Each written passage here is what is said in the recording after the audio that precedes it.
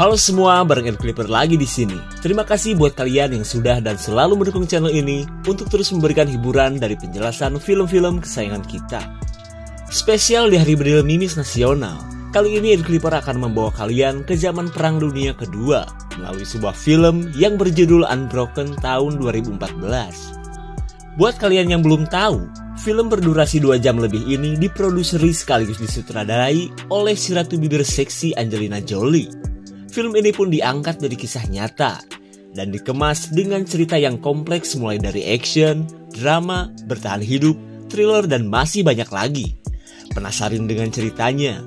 Tonton sampai habis, subrek dan kasih tahu teman-teman kalian. Cerita berawal dari konvoi pesawat bomber Amrik yang terbang di atas Samudra Pasifik atau sebelah kanan atas Kepulauan Indonesia, di mana kali ini mereka sedang menjalankan misi untuk meluluhlantakkan pertahanan Jepang yang berada di sebuah pulau.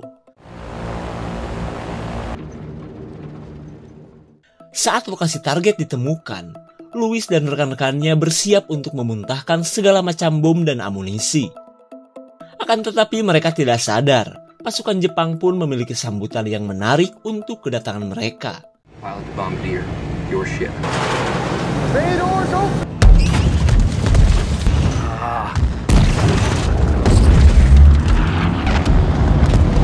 you are.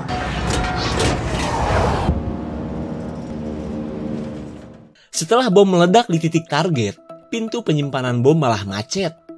Kemudian Louis berusaha menutupnya saat pesawat Jepang bermesin 2 tak melancarkan serangan balasan.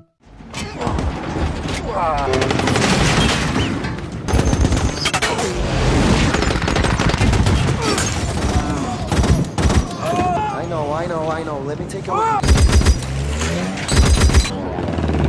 You got it, buddy. Nice work, boys. Meskipun misi mereka berhasil, tapi serangan Jepang telah banyak membuat pesawat Amrik hancur. Kemudian Louis dan prajurit yang tersisa akan kembali ke camp dengan menempuh perjalanan selama 5 jam lebih. Dan tentunya dengan pesawat yang telah mendapatkan banyak kerusakan. By the way, sebelum cerita berlanjut, film memperlihatkan sosok Louis kecil yang merupakan keturunan Italia tapi berkebangsaan Amerika. Louis yang terbilang anak nakal, memang sudah biasa bolos sekolah, mabuk sambil udun garpit, bahkan baku hantam dengan anak pejabat. Only reason you're not reformed. Kunaon deui ari maneh? Terlihat si ibu dan kakaknya pun kesal dengan kelakuan Louis saat kedapatan mabuk ketika jam sekolah. Bosan dengan kenakalan Louis, kakaknya yang bernama Pete mencoba menjadikan Louis atlet lari seperti dirinya. Ya kali aja Louis jadi pribadi yang disiplin. I'm chasing you. Di tengah usaha Pete, Louis tidak yakin jika ia mampu seperti Pete yang pernah menjuarai Ngacir Cup. Namun Pete berusaha memberikan motivasi agar adiknya ini bisa lebih berprestasi darinya. Dan karena dukungan inilah, Louis akhirnya bersemangat untuk berlatih.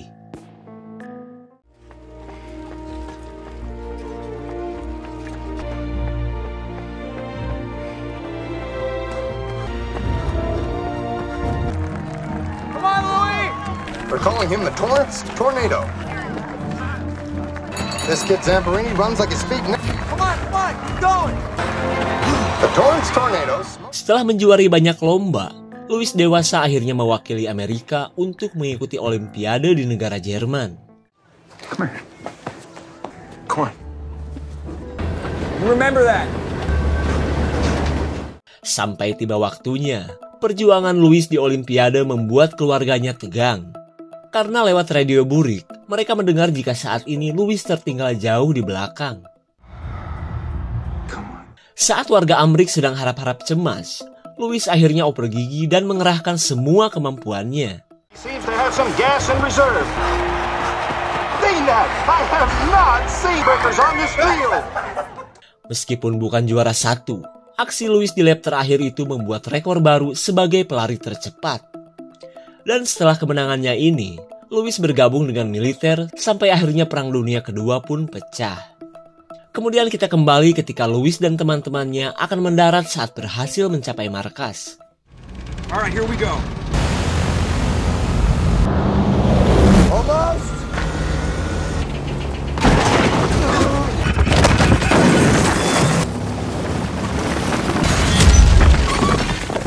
Setelah pesawat sempat ngedrip, mereka terlihat senang karena berhasil mendarat dengan selamat. Akan tetapi, kebahagiaan mereka terhenti saat melihat temannya yang terluka akhirnya tewas. Selang beberapa saat, Louis si pelari Olimpiade sedang melatih otot kaki untuk menjaga rekor yang telah ia capai. Keep pushing! Oh boy. Louis terlihat senang karena waktu yang ia capai tidak beda jauh dengan rekor saat di Olimpiade. Tapi tak lama kemudian, teman-temannya datang untuk mengabarkan bahwa mereka mendapatkan tugas lagi. Di mana kali ini, mereka ditugaskan untuk mencari teman-temannya di pesawat B-24 yang dikabarkan nyocol ke sebuah pulau. Belum juga sempat terbahan, Louis dan teman-temannya mau tak mau harus segera beraksi. Singkat cerita, mereka pun kembali mengudara di atas luasnya Samudra Pasifik.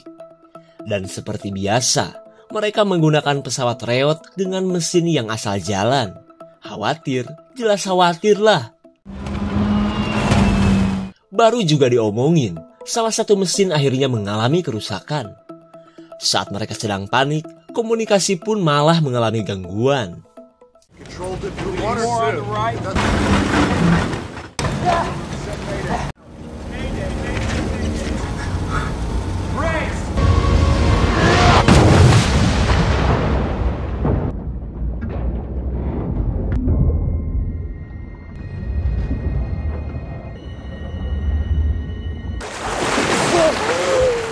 Louis yang berhasil ke permukaan langsung kaget karena dari semua temannya, cuma Meg dan Phil yang selamat dari pendaratan maksa ini.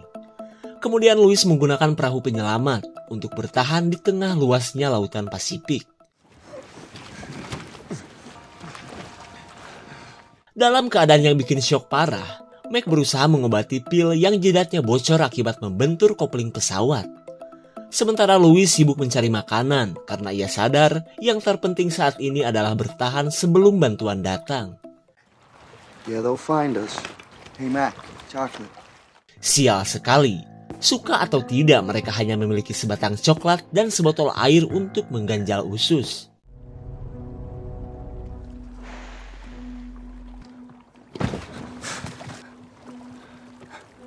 Setelah semalam sempat disatronin hiu, di hari kedua Louis girang saat melihat pesawat yang lewat.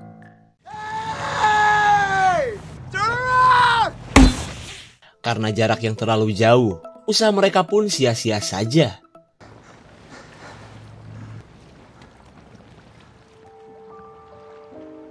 Di hari ketiga, mereka yang mulai melemah sudah tidak punya apa-apa lagi untuk dimakan.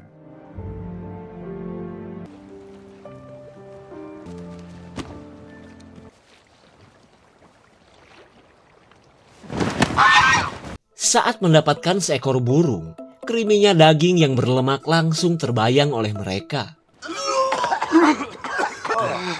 We had to try. Tapi ternyata burung albatros terlalu pahit untuk dimakan mentah-mentah.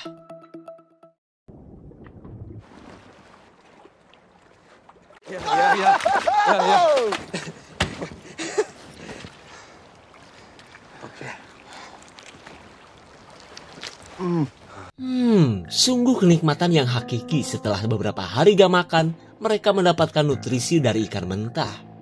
Sashimi abal-abal ini pun sedikit menghibur mereka di tengah keadaan yang mungkin membuat kebanyakan orang putus asa. Di hari ke-18, kondisi tubuh mereka sudah sangat memprihatinkan. Bagaikan tulang dan cucuk yang hanya dibungkus kulit saja.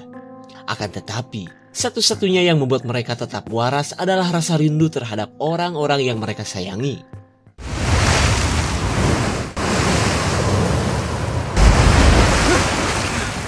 I swear I'll dedicate my whole life.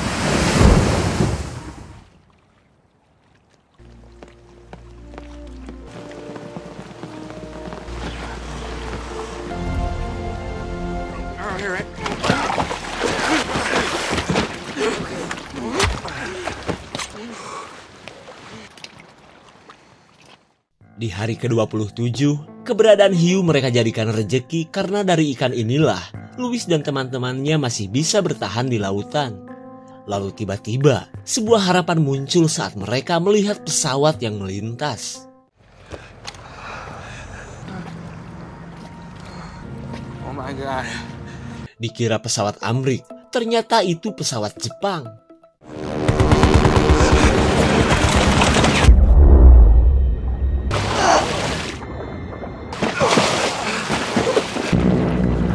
Get out!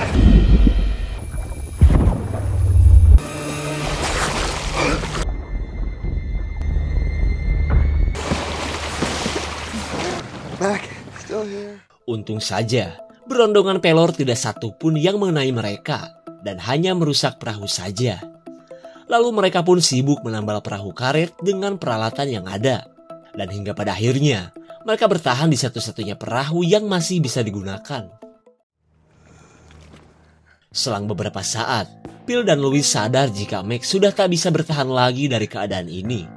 Mereka pun berusaha menemani Mac yang sebenarnya sedang sekarat. Am I gonna die? Maybe, Mac. Good, Noah.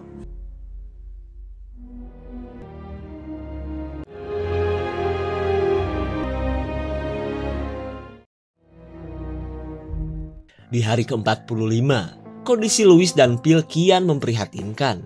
Mereka pun kini cuma berdiam diri sambil berharap datangnya sebuah keajaiban. Dan sungguh tak disangka-sangka, keberadaan mereka di laut lepas akhirnya berhasil ditemukan. Akan tetapi yang menemukan mereka bukanlah dari pihak Amerika. And bad news. Singkat cerita, Louis dan Phil ditahan oleh pasukan Jepang di sebuah camp di dalam hutan. Dan tentunya mereka diperlakukan dengan keji oleh pasukan si Doraemon ini. Di tengah penderitaan mereka, Louis pun dibawa menghadap seorang kolonel. Dan ternyata kolonel ini sudah mengetahui bahwa Louis adalah seorang atlet olimpiade. Kesempatan ini pun dijadikan Louis untuk menanyakan nasib teman-temannya yang belum ia temukan. Akan tetapi, si kolonel memaksa Louis memberitahu cara menggunakan sebuah bom hasil rampasan mereka terlebih dahulu. Dan sebelum Louis menggambarkannya, seorang ajudan memberitahu bahwa teman-teman Louis di pesawat B-24 itu sudah mereka penggal.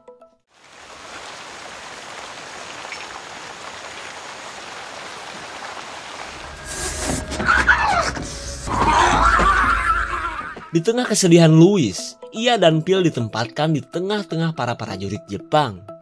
Mereka pun menduga mungkin hari ini adalah hari terakhir mereka hidup di dunia. Take off, load.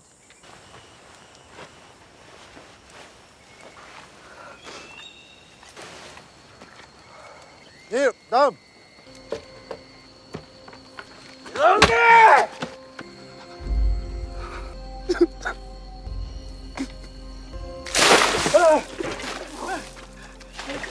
Bukannya dibunuh, ternyata Louis dan Phil dimandiin karena akan dikirim ke penjara para tahanan perang.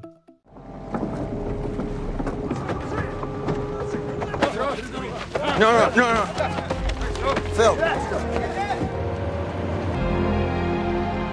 Singkat cerita, Louis dan Phil akhirnya terpisah dan akan menempati penjara yang berbeda. Louis bersama tentara Amerika lainnya pun tahu bahwa saat ini ia berada di Tokyo. Dan jika saja perang tidak terjadi, harusnya Louis mengikuti Olimpiade di kota ini. Setelah beberapa saat, Louis dan tentara lain tiba di rumah tahanan yang bernama Omori. Tempat yang dijaga ketat ini pun dipimpin oleh seorang kopral sadis bernama Watanabe. I am Corporal. Melihat keberadaan Louis, Watanabe tidak menyangka jika salah satu tawanannya adalah si atlet olimpiade yang tercepat dan terkenal. Hai. Bukan cuma mulutnya yang bau, kelakuan si Watanabe jelas membuat Louis gedek tapi tidak mungkin ia lawan. Kemudian, Watanabe akan membiarkan para tahanan baru ini berdiam diri selama beberapa jam. You will stand quarantine. in the barracks.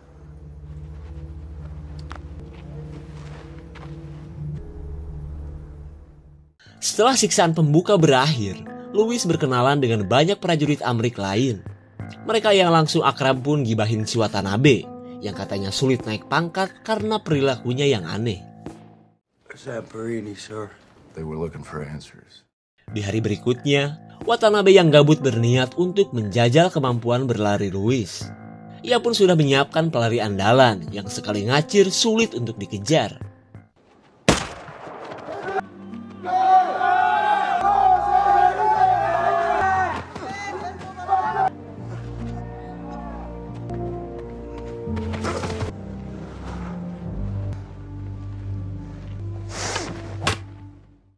Di malam harinya, Louis si paling babak belur kembali berkumpul bersama teman-temannya. Lalu ia melihat dua orang prajurit yang sedang memetakan daerah ini sambil sembunyi-sembunyi. Pria bernama Fitz ini pun berkata bahwa tidak akan lama lagi sekutu akan mencapai daerah ini. Kabar itu pun membuat Louis bisa sedikit tersenyum karena seolah mendapatkan harapan untuk bisa keluar dari penjara ini. Di hari berikutnya, Louis dan yang lain mendapatkan tugas untuk bongkar cubluk atau septic tank para tawanan. Dengan aroma yang hampir merontokkan bulu hidung, Louis pun terpaksa melakukan kegiatan yang super geluh ini.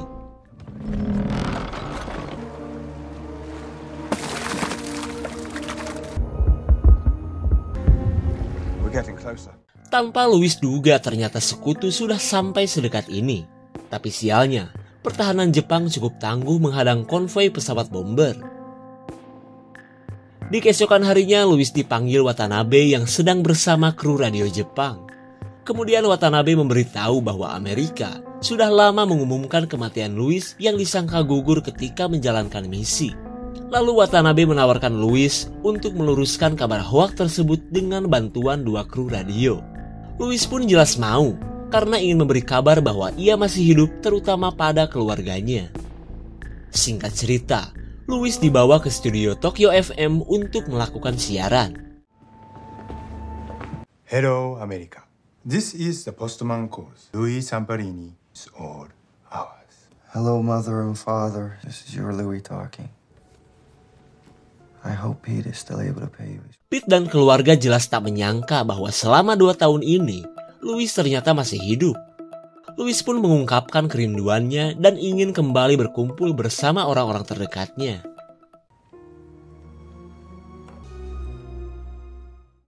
Setelah melakukan siaran, Louis begitu lahap menikmati makanan enak setelah 2 tahun makan hidangan barbar. Tapi tak lama kemudian, kru radio meminta Louis kembali siaran dengan membacakan pernyataan palsu yang menutupi kekejaman tentara Jepang. Jelas saja, Louis menolak meskipun ditawari hidup mewah seperti para prajurit yang telah berkhianat. Karena penolakan tersebut, Louis akhirnya dikembalikan ke penjara Omori. Melihat Louis kembali, Watanabe bisa menebak bahwa Louis pasti telah melakukan penolakan. Lalu si sadis ini memaksa semua tahanan mengantri untuk memukul Louis 1 orang 1 pukulan.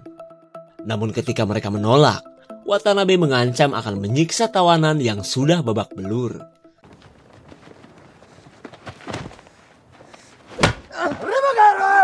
Do it, sir. Come on. Punch him! Next! Hit me! Tarasero.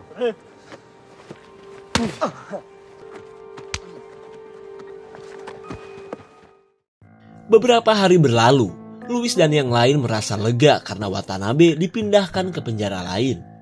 Suasana pun jelas berbeda meskipun masih dalam nuansa penjara.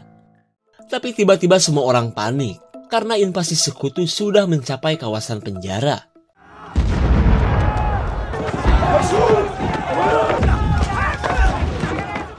Saat para tahanan disuruh untuk memadamkan api, seorang dari mereka berkata yakin jika Jepang sebentar lagi pasti akan kalah. Tapi bagi Fitz, kekalahan Jepang adalah mimpi buruk bagi mereka. Karena menurut rumor, semua tahanan akan dieksekusi Jepang jika sampai itu terjadi. Di keesokan harinya, Louis bersama tahanan lain dipindahkan dari penjara Omori. Karena seperti yang mereka tahu, penjara dan daerah ini rusak parah akibat serangan semalam.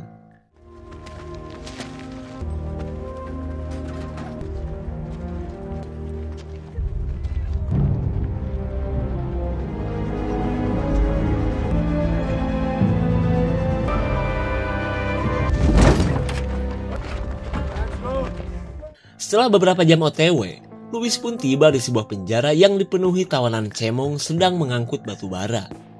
Kemudian mereka digiring untuk mendapatkan pengarahan dari kepala penjara yang ternyata adalah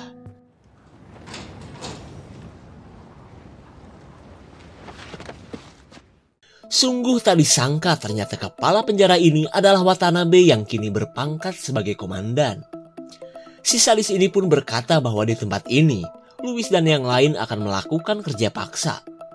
Lalu Watanabe tidak mengerti kenapa Louis seolah selalu buang muka ketika dirinya ngebacot.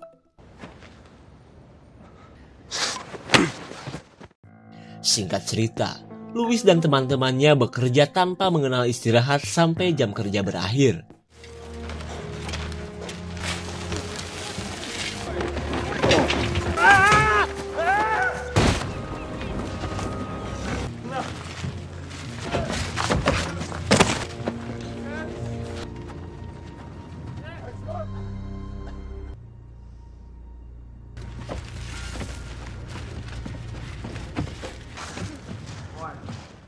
Karena sudah terlalu melelahkan, Louis mencoba untuk merelaksasi otot-ototnya.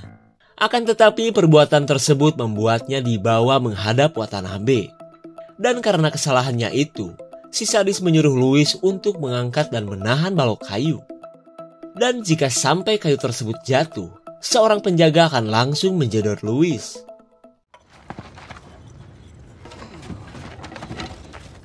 Lift it!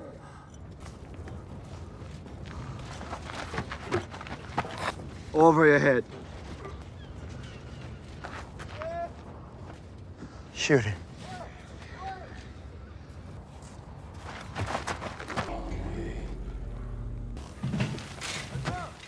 Saat semua orang khawatir, Louis yang sudah muak berusaha menyelesaikan challenge dari si psikopat.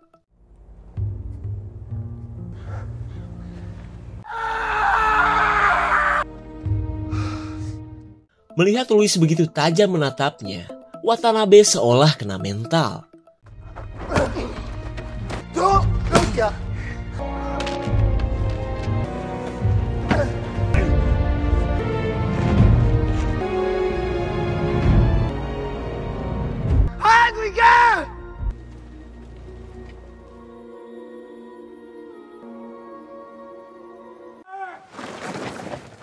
Di hari berikutnya, Louis dan semua tahanan dikumpulkan untuk mendengarkan sebuah pengumuman menggemparkan. Karena ternyata, perang dinyatakan telah berakhir dengan menyerahnya Jepang kepada sekutu. Dan seperti yang kita tahu, semua itu terjadi karena Jepang dilempar 2 butir bom atom. Tapi bukannya bahagia, para tahanan khawatir akan nasib mereka setelah pengumuman ini. Apalagi saat mereka diharuskan berjalan menuju sebuah sungai. Apakah mereka akan dieksekusi? Dengan tatapan yang kosong, semua tawanan pun berjalan tanpa mengetahui apa yang akan mereka alami.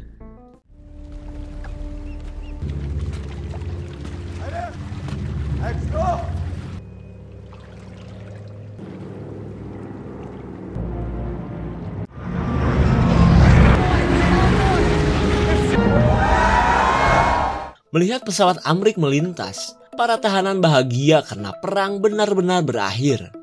Jadi tak mungkin ada kejahatan perang lagi yang akan menimpa mereka. Louis dan teman-temannya pun girang saat diberi banyak suplai dari udara.